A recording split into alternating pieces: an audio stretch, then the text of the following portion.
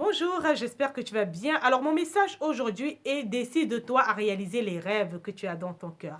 Et je vais te parler de deux personnes dans la Bible. On a d'un côté Bartimée, qui était un aveugle mendiant.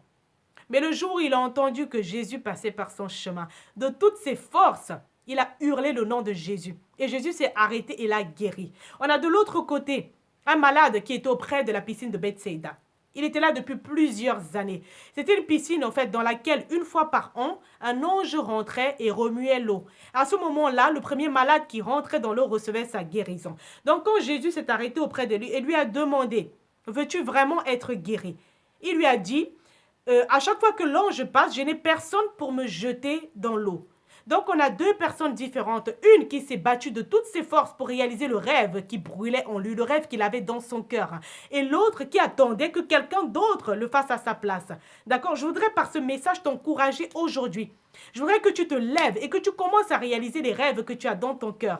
La Bible dit que les projets que l'Éternel a pour nous sont les projets de paix et non de malheur. Les rêves sont la volonté parfaite de Dieu pour ta vie. Ça te montre à chaque étape de ta vie le but à atteindre, la volonté parfaite de Dieu pour toi.